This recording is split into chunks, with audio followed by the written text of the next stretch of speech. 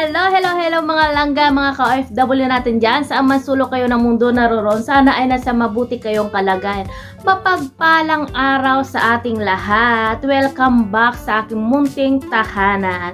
Kamusta kayo mga langga, mga friends natin dyan? Stay safe lang lagi tayo at huwag kalimutan manalangin sa araw-araw na lahat. At huwag natin kalimutan magpasalamat sa taas sa mga biyayang binigay nila, sa mga biyayang ibinigay sa atin. Kamusta ngayon? Ngayon yung pag-uusapan naman natin, siyempre yung latest update kay Lola Damiana, kasi alam naman natin na marami sa atin yung nag-aabang ng latest update kay Lola Damiana. Magbibigay na naman tayo ng reaction doon kay Lola Damiana. Ulitin, yung sinasabi ko dito ay yung sariling opinion ko lang.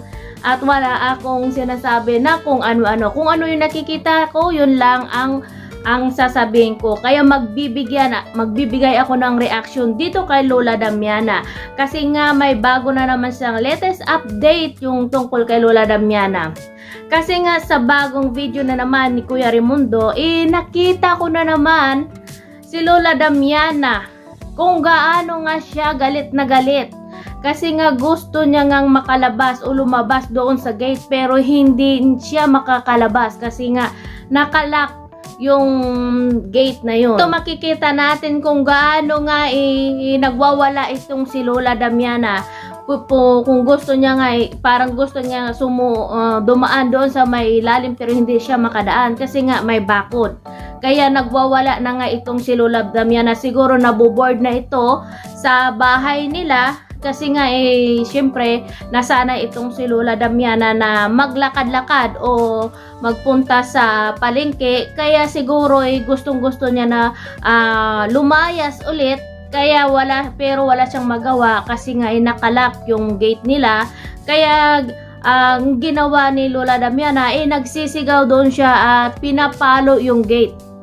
At nagagalit nga siya kasi nga hindi siya makalabas. Noon nga nang pinapalo nga niya yung gate, maririnig mo talaga merong kapitbahay siguro yun na sumigaw din kay Lola Damiana. Siguro, siyempre sa sobrang ingay.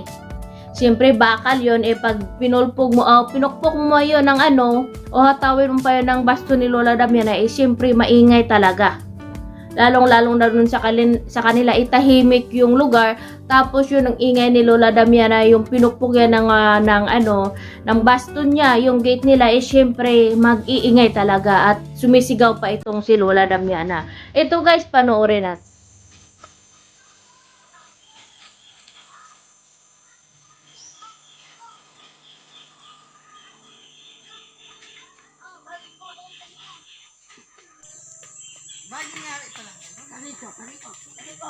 Dali, makuha mga pabili mo. Dali, dali. Baka mo ay tayo ba? Sige, ito pa.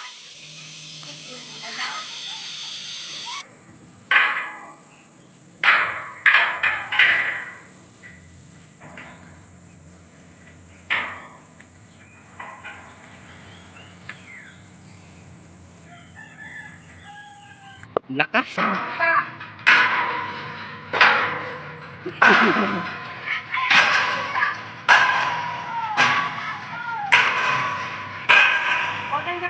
Yan, nakikita natin mga langga na nagwawala nga itong si Lola Damiana kasi nga gustong-gusto niya talaga na lumabas. Dito nga nagagalit talaga siya at nagsasalita pa siya kung na palabasin siya.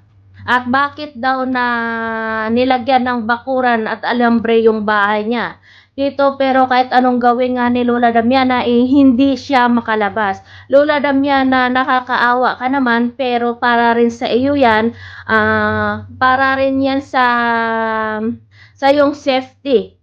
Kasi mas maganda nga na nakalock yung gate mo para hindi ka basta-basta makaalis. Kasi nga, sobrang init ngayon at pag maglakad-lakad ka, pag hindi ka nakita na lumakad, ikaw lang mag-isa. At napaka-delikado ngayon kasi nga, hindi natin alam kung anong mangyayari sa'yo sa daan kasi mag-isa ka lang at sobrang init talaga ngayon. At mag-isa ka lang, syempre matanda ka na, mas mabuti na yung nakalock yung gate mo para na rin yan sa'yo para mapalayo ka sa kapahamakan. At di bale naman nung nung umuwi nga sa kanilang bahay, galit na galit nga itong si Lola Damiana. Bakit daw nilagyan ng bakod yung bahay niya at nilagyan pa ng alambre? Yun nga ang sinasabi ni Lola Damiana, kaya nga galit na galit nga ito siya at nagwawala. Buti naman sinamahan nga siya ni Kuya Raimundo na pumunta ng palengke. Pero kahit doon talaga naglalakad sila, nagwawala talaga itong si Lola Damiana. Galit na galit pa talaga itong si Lola Damiana at nagsisigaw talaga siya na gusto niya nga bumili ng flies para nga sirain o gibain yung gate niya. At magdedemanda pa nga daw itong si Lola Damiana kasi nga bakit daw nilagyan ng alambre yung daanan niya? Ng bakod na alambre, hindi daw siya makalabas. Diba? Kaya nga, maririnig natin na yung boses ni Lola Damiana na kahit nasa daan nga, nagwawala siya, hindi pa rin talaga makuha-kuha yung galit niya. Kasi nga siguro gusto-gusto niya na talagang lumabas. At kaya naiinis na siya, kaya nga nagwawala siya. Buti nga sinamahan siya ni Kuya Raimundo at doon nga tinanong niya si Kuya Raimundo kung saan daw dumaan si Kuya Raimundo kasi alam ni Lola Damiana na nakalak yung gate nila at hindi basta-basta makalabas. Kasi sinagot siya ni Kuya Raimundo na nauna pa si Kuya Raimundo na umalas sa kanya at nakabukas na ba daw yung gate. At yun sabi ni Lola Damiana, magdidemanda siya kay bakit daw nilagyan ng bakod yung bahay niya. At yung flies niya, dito ko rin nakikita na good job Kuya Raimundo kasi nga nagdadala ka ng tubig na kasama mo si Lola Damiana at inalalayan mo si Lola Damiana, kaya napaka mabuti mong anak kasi nga ginagawa mo talaga yung obligasyon mo bilang anak kay Lola Damiana. Kasi kailangan natin yan na gabayan at alagaan yung magulang natin kasi nga gaya ng sinabi ko, kahit noon pa sinasabi ko, kahit pabalik-balik sabihin ko na kahit anong mangyari nanay at nanay natin yan, malaki yung Wala tayong utang na loob natin sa kanila ngayon naroon. kung hindi dahil sa mga magulang wag natin pabayaan yung magulang natin, mahalin natin at alagaan natin sila sa mga natitirang araw nila sa mundong ibabaw para iparamdam natin sa kanila na hindi sila nag-iisa, na hindi sila natin pinapababayaan, na andyan din tayo na handang gawin din ang lahat para maibalik din ang pagsakripisyo at pag-alaga nila sa atin noon. Kaya maraming salamat Kuya Raimundo kasi nga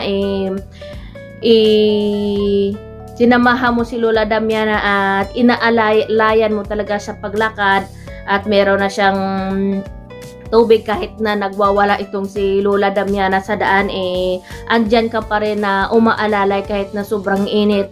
Kayo ni Ate Melody, andyan pa rin kayo na gumagabay kay Lola Damiana. Yun na nga guys, nakakaawa nga itong si Lola Damiana kasi nga galit na galit at nagwawala na rin siya, pero wala tayong magagawa at para na rin yan sa kapakanan ni Lola Damiana. Kaya yung masasabi ko Lola Damiana, huwag kang magalit kung hindi ka makalabas kasi nga yung ginagawa lang yan sa iyo, para lang yan din sa kaligtasan mo o sa kapakanan mo. Para naman hindi ka layas ng layas. Kasi nga mag-isa ka lang, minsan nga, tingnan mo yan, mag-isa ka lang lalabas. Sino yung makakasama mo kasi nga syempre may trabaho din sila Kuya Raimundo, hindi lahat ng oras masasamahan ka sa palengke. At yan nga Lola Damiana, huwag ka mag-alala kasi nga pag may time naman sila Kuya Raimundo, sinasamahan ka naman nga sa papuntang palengke. Kita mo nga yung pagdating mo nga na napagod ka, nakaupo ka lang dyan, yun ang sinasabi nila, yun ang yung iniisip lang rin nila Kuya Raimundo, sobrang napakainit at napakadelikado para sa iyo na maglakad. Maglayas ka ng layas kasi nga napakalayo rin ng lakaran, nilalakad mo papuntang bayan, di ba? Kasi nga kahit sila Kuya Raimundo siguro maano rin nila yan na sobrang nakakapagod kasi hindi lang malapit yung nilalakad mo, sobrang layo pa papuntang palengke at Para na rin talaga yan sa kapakanan mo kung bakit nilagyan nila ng bakod. Ito yung maganda na yung daanan mo kasi simentado na lahat. Hindi ka na basta-basta madudulas yan kung sakaling umulan. At doon naman sa kay Kuya Raimundo, kung meron ka namang time, pag gusto ni Lola Damiana na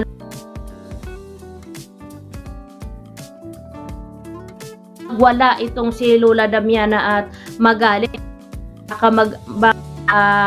maingayan yung mga kapitbahay nyo kasi nga ang ingay naman talaga nung pinukpok ni Lola Damiana yung gate. Narinig ko na parang may sumigaw din doon na kapitbahay nyo, iwan ko kapitbahay nyo yun, syempre yung iba nagpapahinga din, nadidisturbo sila kay Lola Damiana sa ingay ni Lola Damiana kasi nga sumisigaw din siya. At nakita ko nga yung parang balde na yun nga na itinapon nga ni Lola Damiana doon sa kapitbahay nyo. Mas maganda na yun na sana pag may time kayo, payagan nyo na lang si Lola Damiana na lumabas. Samahan nyo na lang para walang gulo, para hindi na magwawala si Lola Damiana kasi mahirap na uminit yung ulo ni Lola Damiana, baka ano pa yung gagawin niya. Kasi nga kita nyo naman na sa gate parang gusto niya ngang dumaan doon sa may butas pero hindi siya makadaan kasi nga maliit yung butas. Kasi kita nyo naman na hanggang sa pagpunta niya ng palengke nagwawala at nagsisigaw itong si Lola Damiana. Gusto niya nga magdemanda kasi nga bakit nilagyan ng bakod na alambre yung bahay niya at hindi na siya makadaan doon.